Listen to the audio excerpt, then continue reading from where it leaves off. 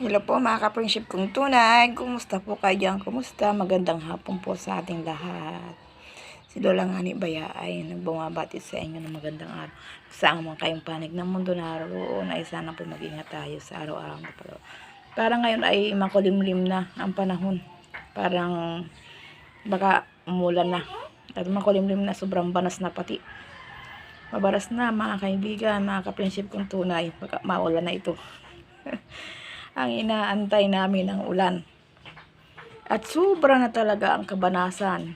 Sobrang init at saka tuyon-tuyo na ba ang aming mga tubigan, ang aming balong. Kakaunti ng tubig nalalabo pag kami nagatimba yung inabagsak ng panimba. Bawal bagsak ang panimba. At pag nabagsak ang panimba, ayun na, mauubos, malabo na. Hindi na pakinabangan ng tubig sa balong namin at kakaunti na lang ang tubig. Kung saan na lang ba kami nakikipanabo, natabo kami. Nakuha namin ngayon tubig. Isang galon na maliit para panluto. Panluto namin yung tubig at hindi man pwede ba yung aming kung ay tubig sa balon na panluto at nalalabo nga ni namin nga ning uling palimasan. Nilimasan na hindi na linaw. Pirming labo. Kaya hindi pwedeng panluto. Pwede panghugas na kung ano-ano. Pandilig. Ako nga ngayon naglabay. Ay, yung huling banlaw ko ay, bakit nalabo na yung tubig ko? Pilabo na. Hindi na pwedeng ipagbanlaw at malabo na ang tubig. Opo mga kaibigan, mga ka-friendship kong tunay.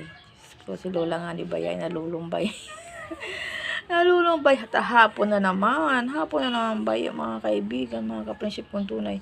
Ay isipin na naman kung anong alutuing ulam, ano naman kaya ang ating ulam. Oo. Hindi naman, magabi na sa amin. Magabi na. Ang ka-friendship kong tunay, si Lola Ngani Baya yun. Ako yan. Nakaupo dito sa aking sa aking salas. Ang aming bahay, hindi pa tapos. Wala pang yan Hindi pa yan na papalitadahan. Hindi pa natatapos ang aming bahay. Gawa ng akin namang husband ay wala dito. Pero nandun sa nagawa ng bahay ng iba. Ang bahay namin hindi na naiintindihan kung paano na ito matatapos. Yung ibang bahay, napaganda niya. Ang aming bahay, ganito na lang ito. Puro hollow blocks lang yan. Puro hollow blocks. Wala nang palitada.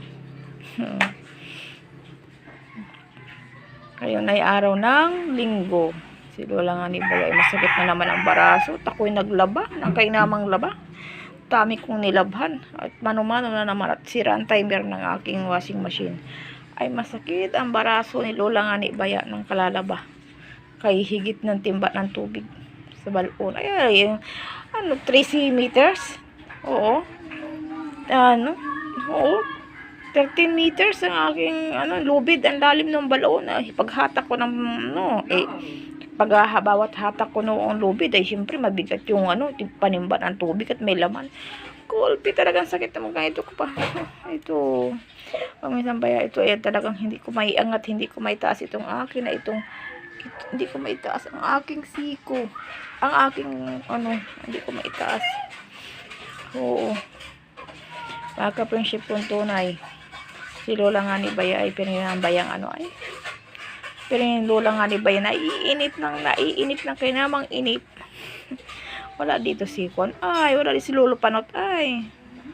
Si Lolo Panot. Si husband kong Panot. Nandoon sa trabaho sa malayo. Pag ganito ba yung hapon ako'y naiinip.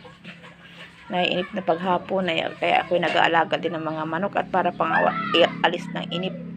Yan, nagpakain ako ng aking mga manok at kanya-kanya ng hapunan sa sanga ng kahoy.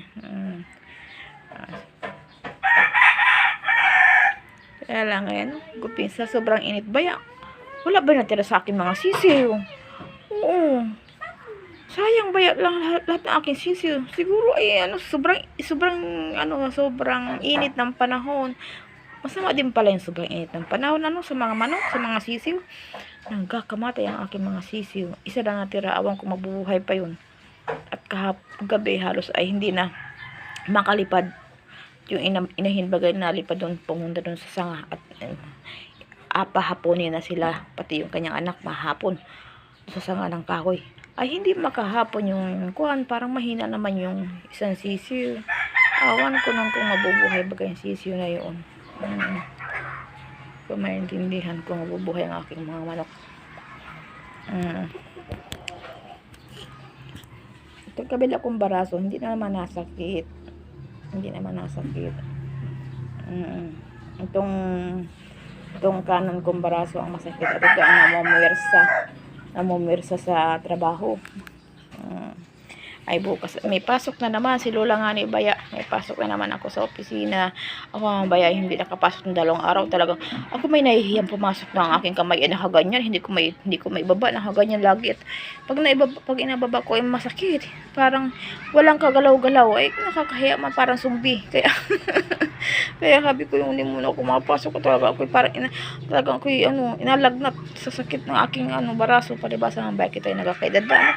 Uy, happy Mother's Day sa lahat ng mga nanay dyan. Sa lahat ng mga mother. Happy Mother's Day sa inyong lahat dyan. Sa amang kayong sulok ng panig ng mundo naroon mga mother. Mother sa mga ating lola. Sa ating mga lola, naging mother din yan. Happy Mother's Day sa ating lahat. Oh.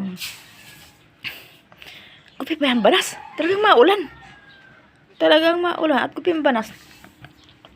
Basa ng pawis basa ng pawis ang aking sobrang talagang banas. Basa ng pawis ang aking mukha. Basa ng pawis, sobrang banas. Hi. Naluto na naman kami ng aming pang dinner. Inaisip ko hambay ako ano pang aulam namin baga. Ano bagang alok? Ay tama, ano na lamang. Pichay anak, pichay at saka itlog. Tama na yun. Pichay, itlog at saka kamatis. Yun na lamang. Agisahin ko ang pichay, tapos yun na lang. Gisahin ko. Kamatis, bawang, sibuyas. Tapos pichay, itlog. Ayun, tama na yun. Tapos may tuyo. Yung tuyong, yung daing ba? Na, yung pinatuyong isda. Ipiprito. Yun na lamang ang aming ulam. At patipid-tipid pa. Pag hindi ka ngayon mag-dumiskarte sa buhay ng mas matipid na ulam, may awan lamang. Bawal muna sa atin ang karne ngayon. At tag-init. Ay, sus Maria Santissima. Marami ba yung stroke? Mahigit ako. Tama na yung tama na yung sa isang buwan ay 2 beses lang tumikim ng karning baboy, At mahirap na Gulay-gulay muna kita ngayon at saka isda. Ngayon lamang. Ayala mga kaibigan kong tunay, mga ka-friendship kong tunay, marami pong salamat sa inyo lahat. Si Lola nga ni Baya po ay nag-iwan sa inyo ng magandang araw. God bless po sa ating lahat. Thank you so much po. Bye-bye.